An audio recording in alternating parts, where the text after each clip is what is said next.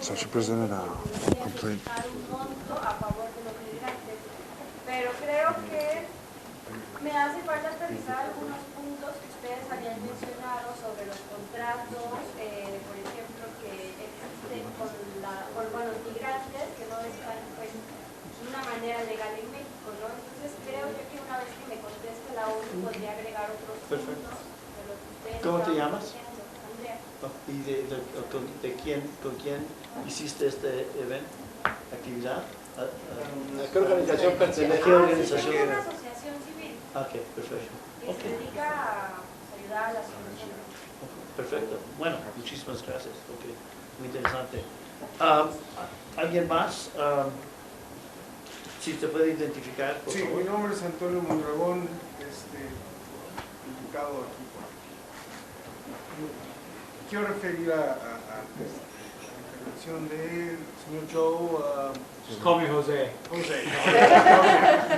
Okay, Jose. I'll switch, okay? Para que yo me traduzco. O en español, porque quién sabe bueno, cuánto en sabes. español. Sí. Bueno, no, yo digo por beneficio de mi Ya, pero ahí bueno. tienen, ya. Yo lo traduzco. Okay. Lo que expuso Joe aquí fue el ideario más radical de Donald Trump que ha sido creado por su Svengali, Rasputin, como más lo llamamos, que es Steve Bannon. Hace unas 3 semanas, en un foro que se llama CPAC,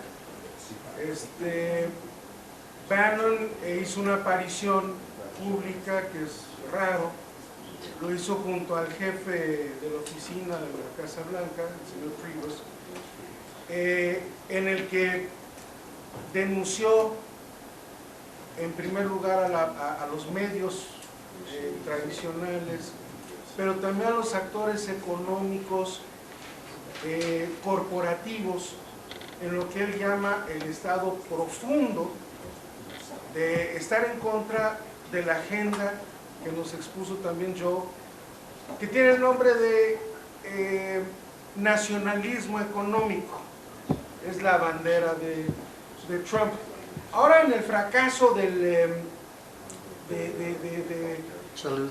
de la iniciativa de la ley de salud, vimos que dentro del propio Partido Republicano, un grupo de los más radicales, que nació el Tea Party, este famoso Freedom Caucus, fue el que negó los votos para que pasara una iniciativa que era básicamente una exención fiscal de varios trillones, diseñado por republicanos tradicionales, encabezados por Ryan, ¿no? Inmediatamente después de que pues, Trump hizo su berrinche y trasladó la culpa a Chuck Schumer y a Nancy Pelosi, a los demócratas, dijo, eventualmente van a venir a buscarnos para hacer una nueva iniciativa juntos. Y yo esto lo interpreto, no sé si estoy solo en esto, en que el discurso del nacionalismo económico que propugna Bannon, tarde o temprano va a tener que reventar, porque Trump no va a poder responder ni a sus amigos billonarios y tampoco va a poder deliver. Correcto. Entonces yo quiero preguntarles si ven en algún momento que sectores moderados del mismo Partido Demócrata, en esta lógica, pues se acerquen a Trump para producir legislación que sea del gusto de todos. Gracias. Muy interesante pregunta. Tomamos un comentario más y entonces abrimos una ronda y no sé si... Isabel. Yo quisiera preguntar pregunta un poco en el contexto de lo que planteaste, que hay un cambio en la globalización mundial. Y esto representa también una oportunidad, la llegada de Trump, la renegociación del Tratado de Libre Comercio. Si el crecimiento se va a concentrar en los países en desarrollo, porque somos la mayoría del planeta, el problema que nosotros vemos en el Tratado de Libre Comercio es que los ganadores no fueron los pueblos masivamente. Los ganadores del Tratado de Libre Comercio son las mismas transnacionales gringas. Por ejemplo, en la agricultura, las exportaciones crecieron, las ganancias agrícolas crecieron, pero de un sector muy pequeño de productores especializados de México y de las transnacionales gringas que ahora vienen aquí a pagar salarios de miseria, todavía peores condiciones laborales que las que hay en Estados Unidos, pero son ellos los que ganan, no son los mexicanos, no son los agricultores. Están destruyendo la naturaleza en México, saqueando en todas las zonas rurales, y hemos perdido millones de empleos por no sembrar maíz.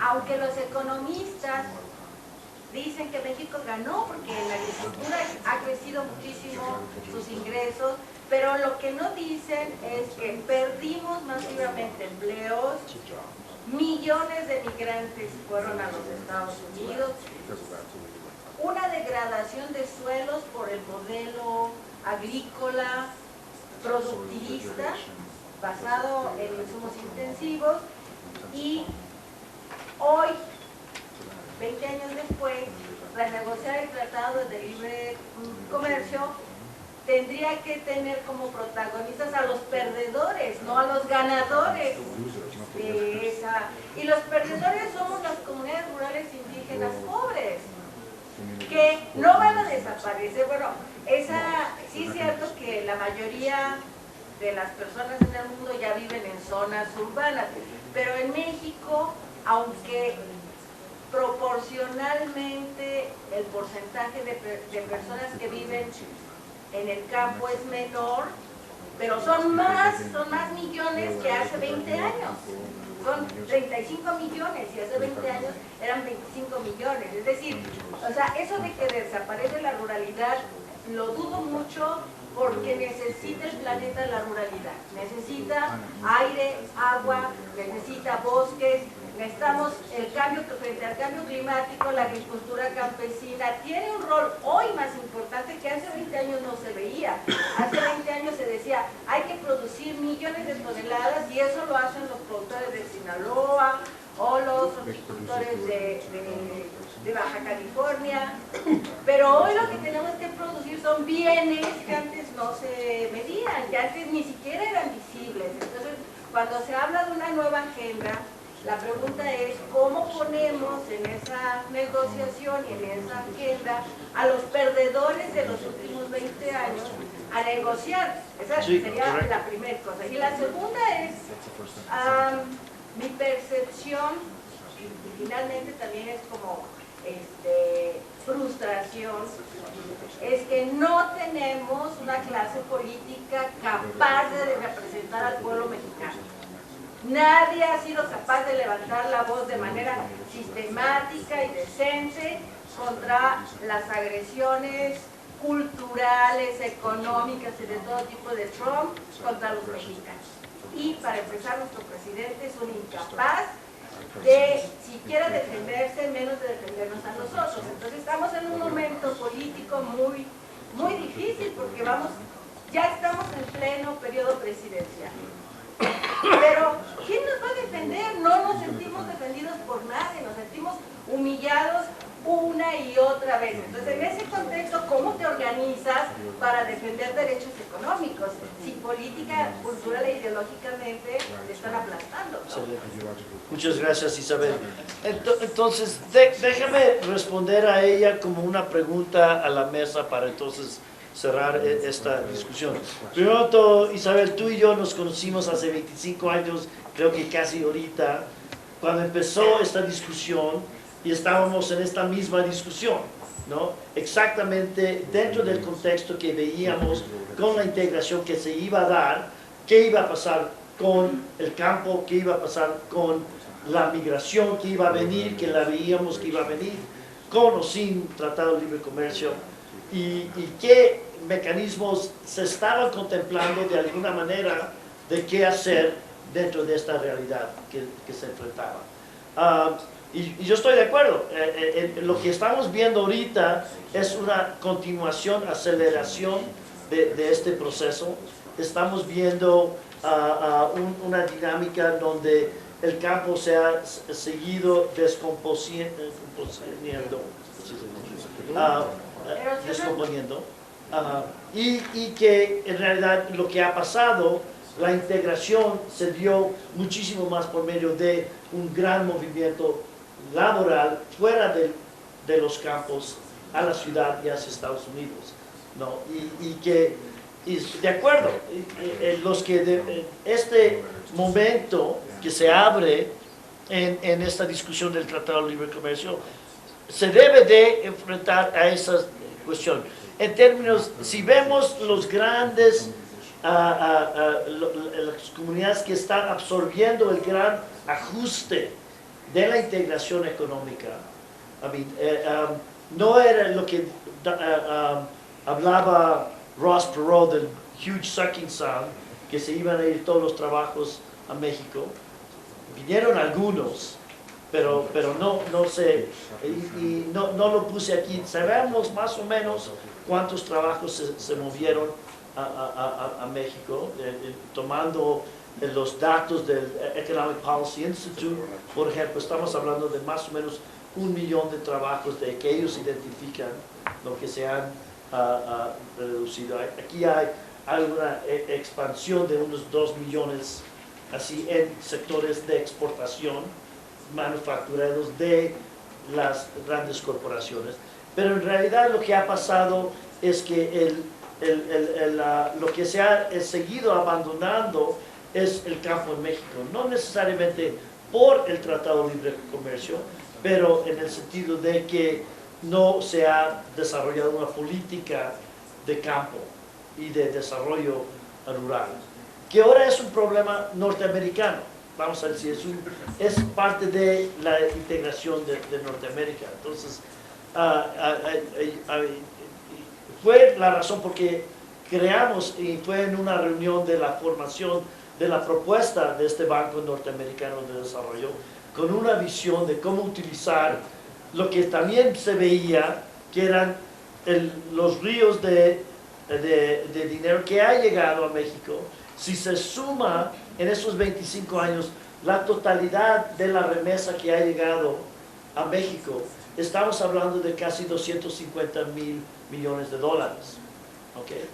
Que no han sido completamente incapaz de ambos lados de la frontera de tener una visión de cómo utilizar eso en una manera productiva, de inclusión financiera, que yo sé que tú, Isabel Cruz, como dirigente de la Asociación Mexicana de Uniones de Crédito del Sector Social, has estado luchando a favor de eso. Entonces, la pregunta es, ¿en qué medida, y qué bueno que estamos teniendo este diálogo tarde, pero por fin, con los sindicatos en Estados Unidos, cómo vemos esta responsabilidad, ¿no? Que es en cierta medida una responsabilidad económica integrada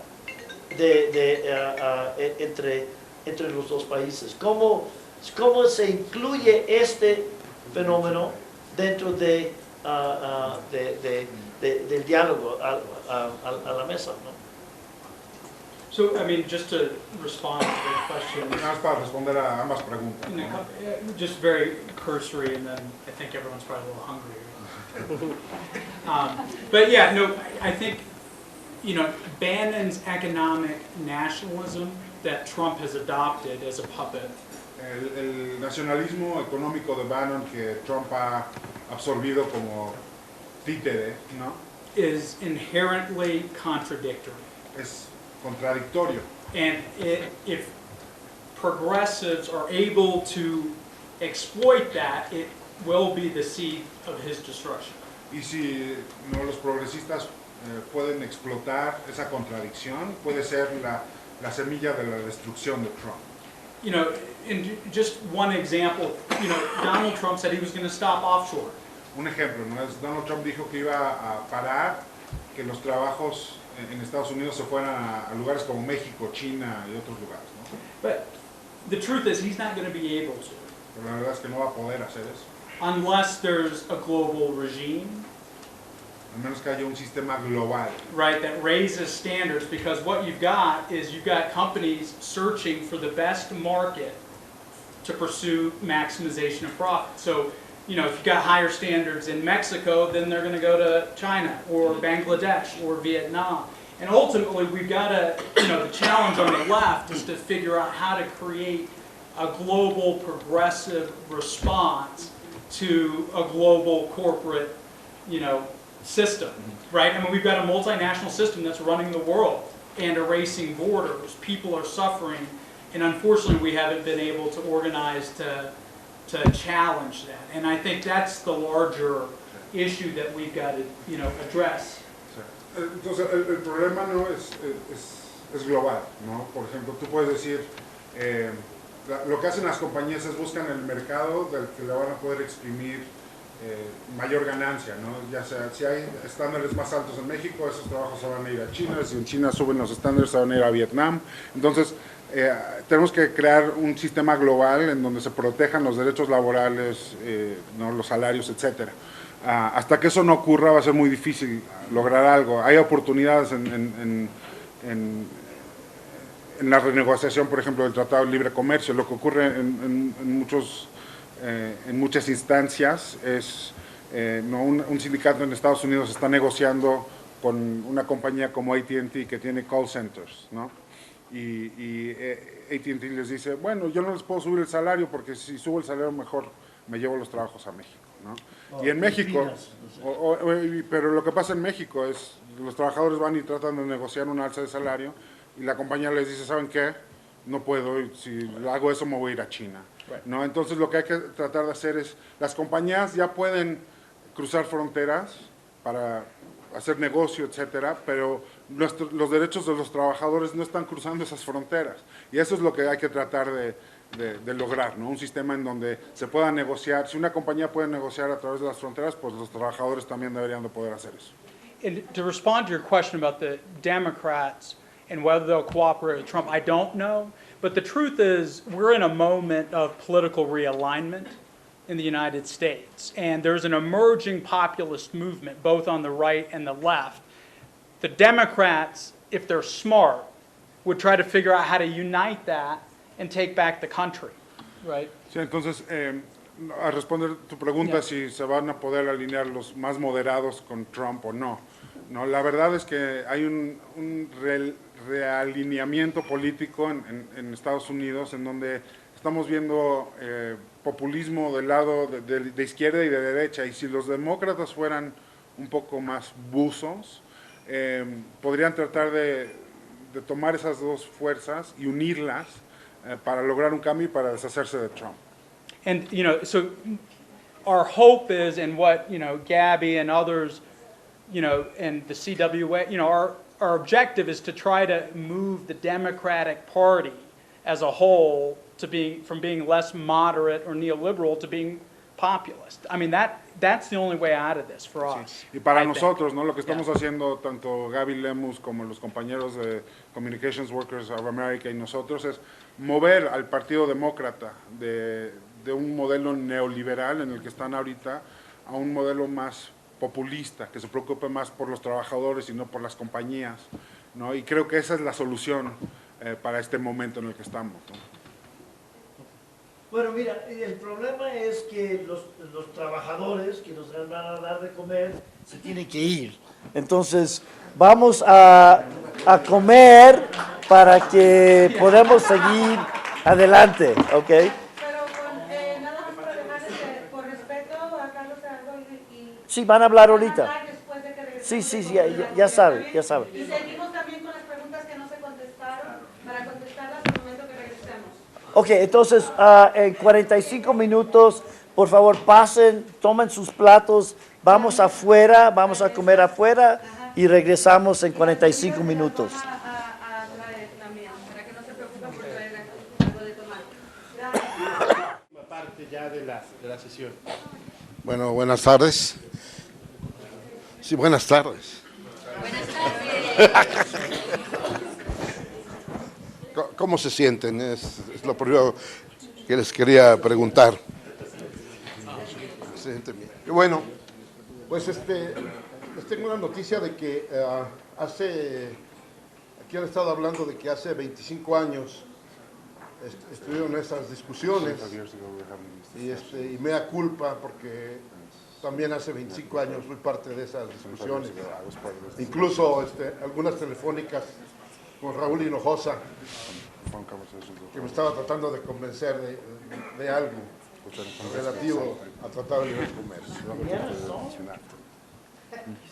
Bueno, los dos teníamos razón. El tema básicamente de Donald Trump, pues es un tema que tiene que ver con una situación en Estados Unidos que puede decirse la descomposición política de los Estados Unidos y de los partidos políticos. Mucho se habla de que aquí en México hay una descomposición de los partidos políticos. Pues todo, lo podemos ver todos los días en la prensa, no es nuevo. Podemos ver que los partidos políticos y el gobierno no han actuado a la altura de las condiciones que puso Trump en la mesa en unos cuantos meses. El primer problema era que nadie creía. O sea, como que de un momento todo el mundo se volvió guadalupano y en ambos lados, en Estados Unidos y en México. Y dijeron, no, es que está loco, es que no lo puede hacer, es que la gente no tiene un mejor sentido de las cosas. Y todo el mundo, pues, muchos dijeron, no le hagamos caso, pero hubimos algunos que sí le hicimos caso. Y